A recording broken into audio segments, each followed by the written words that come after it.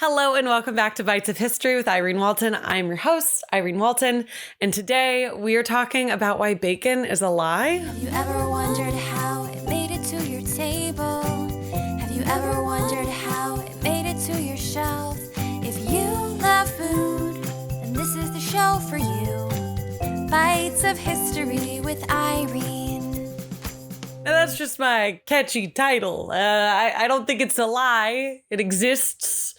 But I heard something. I heard some rumblings at some point in my life that bacon was not always the American breakfast food that we think it is today. And I thought this would be a great little, I wouldn't say it's true crime. It does have a little bit to do with Nazis, so that's tricky. But it's a story that I'm excited to tell you. And I know that a lot of you guys like these sort of more mystery food ones. And I think that this one's really interesting and a fun little fact to bring up the next time you were at a diner and somebody's like, I just want a classic American breakfast. Give me the eggs and bacon. You can be like, ha! Yeah. Edward Bernays is real happy hearing that, I bet. Okay, so welcome in and thank you for being here. And thank you so much to my patrons. There have been a lot of new faces in the Patreon and I just really, really appreciate it so very much. So thank you for checking it out, for signing up, for thinking about signing up. It really does mean a lot. So very happy to have all my patrons. If you do want to check it out, it is patreon.com/Irene Walton. Now, another big thank you to my sources. We used MASH.com, newsmuseum.pt, thedailygazette.com, referenceforbusiness.com, and I also watched a video here on YouTube called A Day in History that did the channel's called A Day in History, and they did a video on Edward Bernays as well, and I learned a lot from that. So thank you so much to all of my sources. Let's get into why bacon is a lie. I'm just going to keep saying that for the punchy title and definitely the thumbnail. Also, if you're watching the video and the lighting is kind of off, normally there's so much bright, beautiful light coming from the window to my left here, but it is very rainy in Los Angeles, so it is a little darker, so it's a little moodier. Let's talk bacon, my friends. One of my favorite topics, I'll tell you what. Bacon is not this great American food that we think it is. It is American in the way that it is basically just marketed by companies to make us love it. But we have a bit of a roundabout way to get there. So we're first going to talk about the Beech Nut Packaging Company.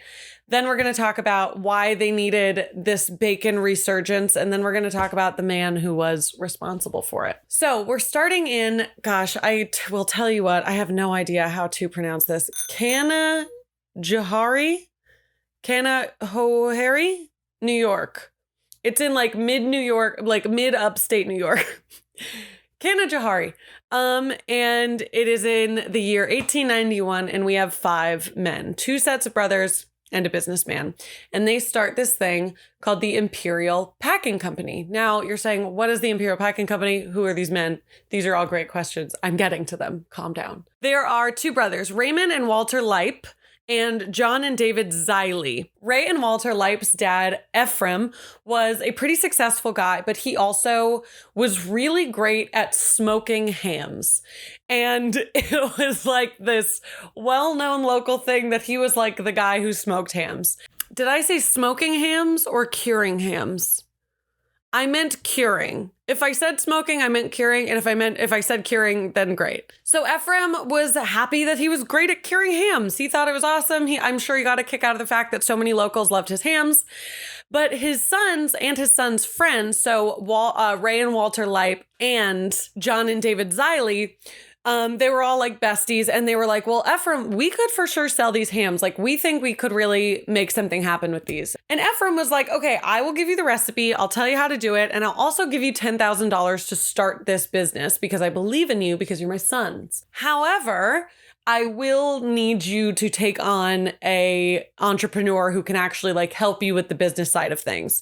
Now, Ephraim had a friend who had a son named Bartlett Arkell, who was a pretty successful young entrepreneur at this point. And he was great, a business of successful sons, go cure some ham. So it's been 8 years. We're in 1899 and Imperial Packing has not been doing too well. So much so that Ray Leip and then the two Xiley brothers leave. So all we're left with is Bartlett Arkell and Walter Leip. And they're like, okay, it's just us now. We are in some debt. Stuff's going on. We need to turn this around or shut it down. Now, as mentioned before, Bartlett Arkell, the entrepreneur guy, was pretty successful. He had some shares in other companies that he had helped. And he said, okay, I'm going to sell my shares in whatever company that one was, some, I don't know, 1890s thing. And I'm going to get $60,000 for that. And I'm going to pull us out of our $60,000 debt. So Walter was like, okay, great. Now you can have a $60,000 share in our company. So Bartlett is pretty much like the main shareholder of Imperial Packing Company. Now, Walter and Bartlett have this buddy who's like, hey, I'm going to be honest with you.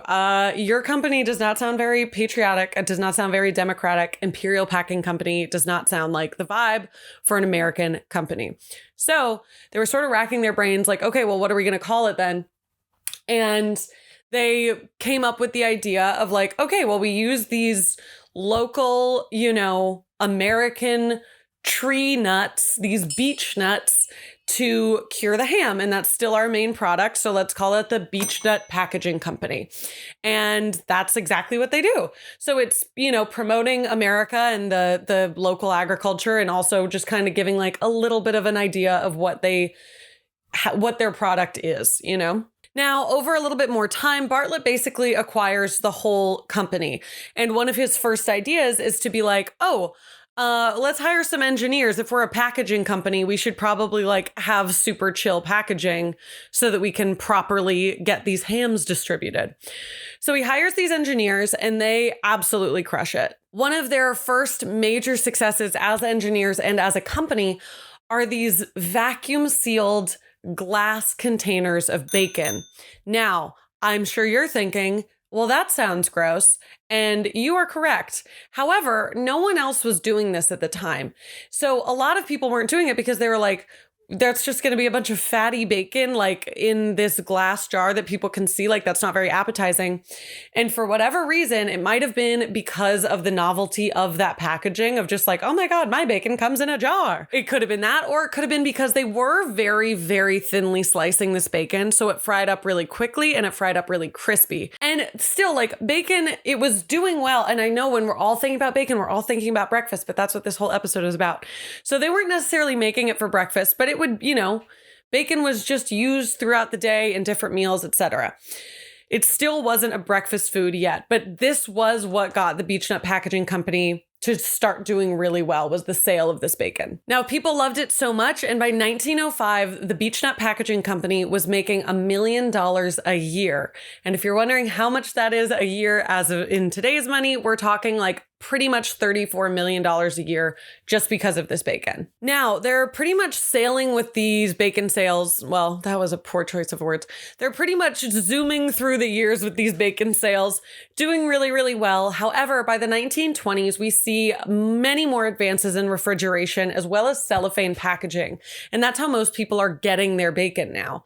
So the Beech Nut Packaging Company is like, oh, we have been working on other products. They've been working on a ton of other products, actually. They were selling peanut butter, baked beans, jam, tomato sauce, coffee, mustard, ginger ale, spaghetti, biscuits, candy gum. They were selling a lot of other things, so they were still doing okay, but their bacon sales had dropped significantly, and that was their thing. That's what they were known for. And I think that that's what they liked making the most, because that was their big innovation, their big, showstopper. So they wanted their bacon sales back, and they didn't exactly know how to do that. PR was a very, very, very new thing. And by PR, I mean public relations. Public relations was a super new frontier. People weren't really marketing things. They weren't putting spins on things. It was sort of just you want cigarettes? Buy these ones. You want butter? buy that one. Like, it wasn't like, here's why you need this one thing and all the other ones are ass. This is where Edward Bernays comes in. Edward Bernays is an Austrian immigrant. He came over from Austria with his parents when he was a kid. Now, this guy, Edward Bernays, is actually the nephew of Sigmund Freud. He honestly, I think, could have a whole episode. If you guys want a whole episode on this guy, it would be very interesting because I'm not going to say he's a good guy. He did read a book about Nazi propaganda and was like, this is great. I love these ideas. Not the like Nazi hating the Jews part, but like the propaganda part. He did not believe that propaganda was a dirty word. He thought it was a way to, you know, kind of trick and meld the mass population's mind into what they thought they wanted. And he recognized this very, very quickly as like, well, this is how you sell things. So if you want a whole episode about Edward Bernays, definitely let me know in the comments down below if you're watching on YouTube, or in the reviews if you're listening on Spotify or on Apple Podcasts or wherever you get your podcasts. Definitely let me know because he's very interesting. Some of the stuff he did was crazy. Anyway, so the beech nut packaging company hires him and they're like, listen, we need our bacon sales back up. Fix it. And he was like, okay, work. Immediately, Bernays zeroes in on the problem as he is dealing with a food product. He breaks down the American diet into the 3 meals. There's breakfast, lunch, and dinner. And the one that's lacking bacon the most is breakfast. So he says, okay, we're going to focus on making bacon a breakfast food. Now, how are we going to do that? Americans are relatively health conscious. I know it might not seem that way as we're talking about like the early 20s or the 1920s, but it is like Americans have always been like, what kind of more or less, what am I putting in my body? And where do I get that information? And so Bernays knew that. And he was like, okay, well, they care about what's going into their body, and who better to tell them what to eat than doctors? This has been a thing for years and years and years, doctors recommending certain diets. I mean, if you see some old cigarette ads, you see doctors recommending cigarettes. That's part of the reason cigarettes got so popular. That can be a whole other episode if you want. This is ripe with other episodes. Bernays is like, okay, we need a doctor to tell the American population that bacon is a breakfast food and bacon is the way you should be waking up in the morning. So he found a physician that he brought his thesis to. He said, hey, doctor, whoever it was, I know that the normal American breakfast is super light. It's like coffee, some juice maybe, and maybe a piece of toast, a roll, something like that. Would you say that that's a good breakfast?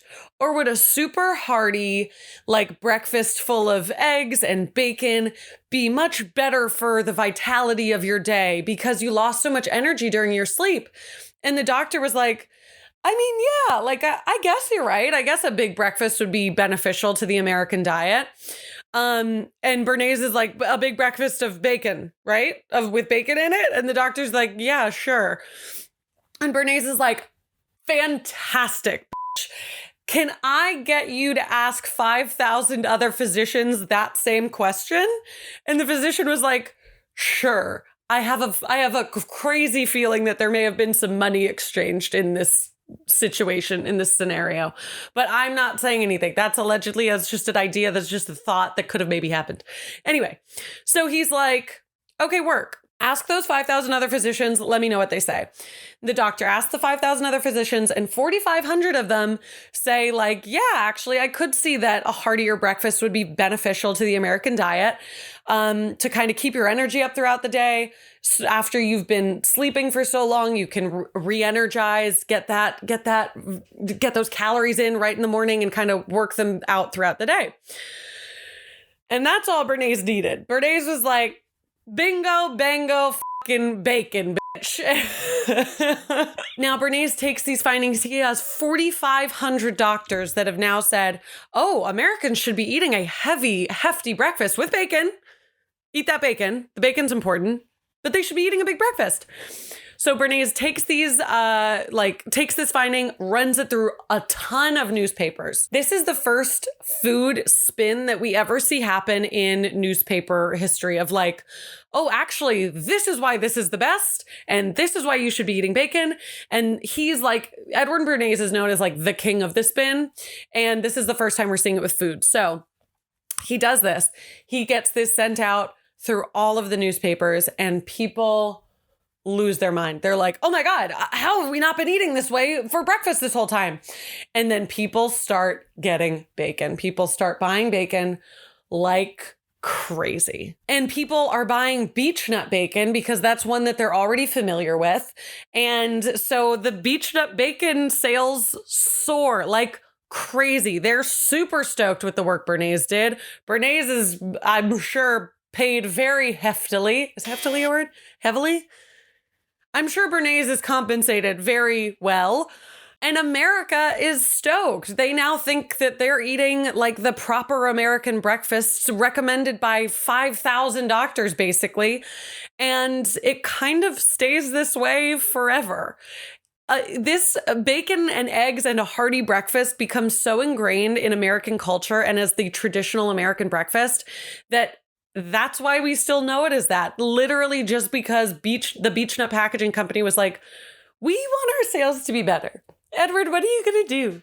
Edward, can you make people buy our bacon again? And Edward was like, yeah, for sure. I got you, mama. And that's why bacon's a lie. That's why nobody cared about bacon until like 1920. And if it weren't for Edward Bernays, we would probably still just be eating like a piece of toast and coffee in the morning. And that's the story of why bacon is a lie, my friends. To be fair, if I'm being so honest, I do think the stories like this are really cool. Like, definitely very interesting to see how these traditions that we're all so familiar with kind of come about. Let me know if you guys like this episode. Let me know if you learned anything down in the comments and the reviews below. Let me know what else you might want to learn about in next week's episode of Bites of History. Thank you so much for taking a bite out of history with me this week, and I can't wait to take a bite out of history with you next week. Make sure you like, comment, and subscribe down below, and go check out the Patreon. That would be awesome. And also, go drink water. Have you drank enough water today? And maybe have a piece of bacon. Who knows? Think about Papa Ephraim and his incredibly cured ham. What am I talking about? All right, love you. Bye. Mwah.